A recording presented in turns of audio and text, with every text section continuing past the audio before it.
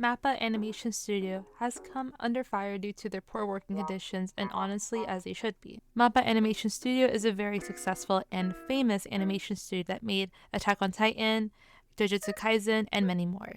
However, though, despite their very successful career, making lots of money, their work conditions are definitely not ideal and are close to a sweatshop as you possibly can get, which is extremely unfortunate because Japan has had a history of infamously working their animators to the bone. First of all, I want to take the time to address the history behind Japanese animation studio work conditions specifically, just because I feel as though it's very important to lay down a foundation of animation history in Japan, especially the work conditions. Japanese animation studios have always been notorious for their poor working conditions. Toei Animation, a very popular animation studio from the 60s that have also produced really important films to history, such as their very first fully color animated film. However, though, despite these accomplishments, their work conditions were nothing but disgusting. In 1960s, there was actually a strike against the animation studio that really highlighted the workers' troubles. New hires would make around 5,000 to 500 yen a month, or about $500, which is extremely low pay, that many animators couldn't afford rent and were actually forced to pick up side gigs. To illustrate just how low that was, the average was around 21,000 yen. Even Hayao Miyazaki, an extremely famous animator, participated in these strikes. Younger animators were treated nothing less than dogs, many times being worked to the point of exhaustion that they had to be hospitalized due to the lack of sleep and their diets being absolute shit. Now, despite this occurring in the 60s, aka over 60 years ago, Japanese animation studios have yet to improve on their work conditions. Just 2 years ago, Japan Animator Creators Association released the average income for animators as well as their working hours. Their survey showed that the average annual salary for animators was about 1.1 million yen.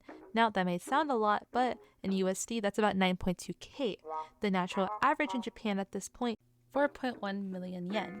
Animators' average work hours were about 11 hours a day. The national average is still pretty high at about 8.6 to 9.5 hours a day, despite there actually being a legal limit in Japan that says that they cannot work more than 8 hours a day. Many times, Japanese companies will have workers work overtime. In 2021, the New York Times actually followed a Japanese animator named Mitsuru Katsu, and he's been in the game for about 8 years. His average is about 1.4 to 3.8k, but that's someone with tons of experience and even directing experience. However, though, he is definitely the exception. Many times, animators only earn about $200 a month. The NAFCA expressed in a survey that the average monthly working hours for animators is 219 hours, and the max was 336 hours. The work conditions were so bad that many times people give up after 3 years of working in the industry. In 2015, Henry Thoreau told BuzzFeed as a foreign animator working in Japan, he was paid $100 a month and sometimes worked a whole month straight with no days off and has been hospitalized 3 times. Or Van Alba, who is also a freelance animator, said for many newcomers they were paid around $40 to animate complicated and difficult scenes. So it's no secret that Japanese animators are consistently put through hell, despite anime being at the very height of their popularity. Even huge stars like Megan Thee Stallion made songs about anime. You think that because of all this backlash, that animators would be treated better, but in reality, they're still being treated the same way as they were in the 60s. Mappa Animation Studio is no exception, nor is it the only one.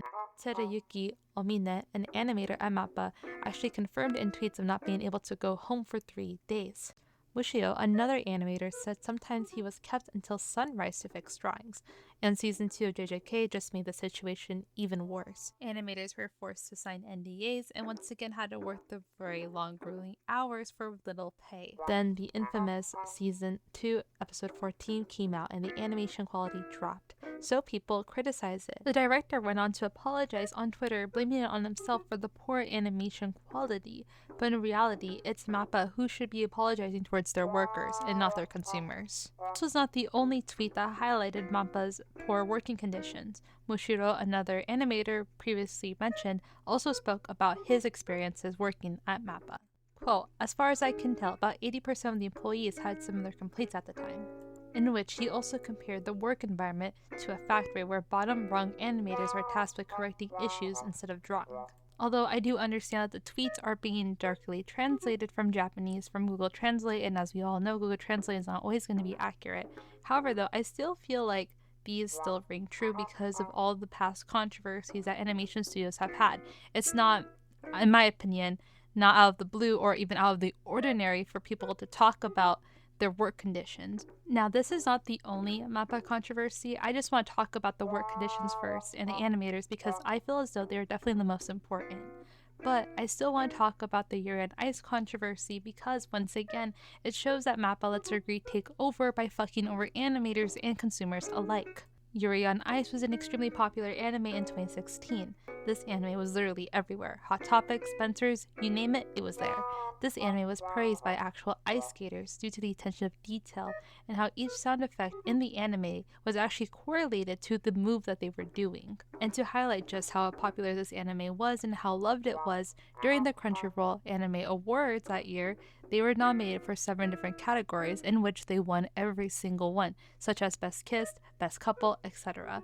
And not only that, it also won Tokyo Anime Award Festival, where they won another 3 different awards, such as Anime of the Year, Anime Fan Award, and Best Animator. So obviously, the anime was extremely popular, well done, and gave Mappa Studio a fat paycheck as well as clout.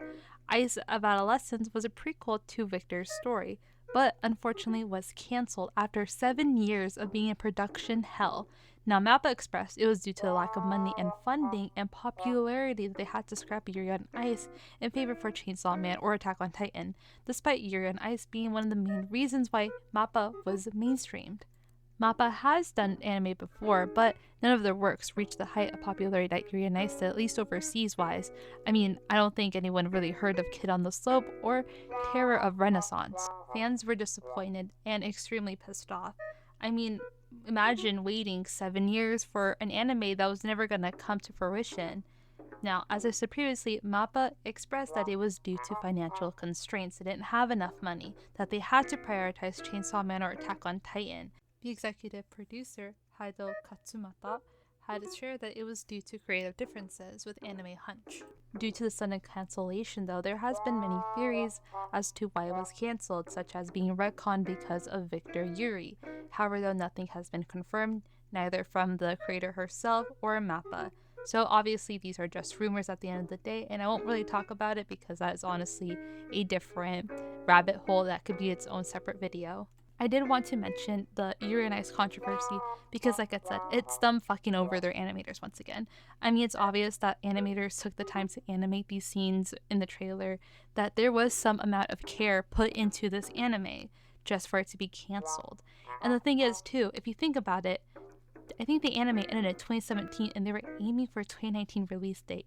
That gives them only 2 years to actually work on the film, which in comparison, right, if you guys want like an idea of how long animation takes, Frozen, y'all heard of Frozen, right? That took them 7 years to make. And to have animators to produce a film in 2 years is fucking bonkers. Animation takes so much time. Mappa Studio is honestly a shit show. But I know they're also far from the only anime studio to have these issues. I think they're just one of the ones to be caught. I just want to make a video discussing this because as someone who enjoys anime and animation, it's really sad to see how poorly animators are being treated, and honestly will probably continue to be treated this way in the future due to Japan's infamous work culture just to produce an anime that is beautiful for the, for overseas consumers, for their Japanese audience, for whoever. But to create such beautiful works of art, just for them to be suffering mentally and physically, it definitely hurts a lot to think about. And honestly, I don't feel like it's going to stop anytime soon. I mean, this issue has been going on for a while. I mean, even in the 60s, there was a strike, but Mappa still mistreated their workers. Even though it's 2 different animation studio companies, it doesn't matter. At the end of the day, it's still animators being treated like shit. And honestly, I do hope that in the future that their work conditions improve. Like personally, as someone who loves anime, I would 100% wait on an anime if it means that their animators are going to be treated well, be treated fairly, and not be worked to the point of exhaustion. Because I understand that people may say, well, why don't they just hire more animators? But at the same time, who would want to work in those work conditions, realistically speaking? I mean, I don't think a lot of people want to work 11 hours a day for a measly $200 paycheck. It's quite insane in my opinion, and it's so depressing. So it's like a never-ending cycle almost. So I don't know. This video is honestly super depressing. Like the rabbit hole I was in was just kind of like, I don't know. It was definitely an eye opener for me personally. A quick shout out to my members: Waka, Wakito Woo Woo, Fruit Bowl, Jerry Rico 9328, Manny CV3WN, Onesie Lightyear, Sage Ann, Excited Falcon 7441, FM 70, Pineapple Pie 1937, Flashbacks 9628, Fire Outlet 945, F95XM1, Snow. If you guys want to join these members, link will be in the description. We have varying tiers. Small Hammy at 99 cents a month includes loyalty badges, emoji, and shoutouts. Hammy is $1.99 and offers early access and your name on my Hammy wall. $3.99 a month is Big Hammy.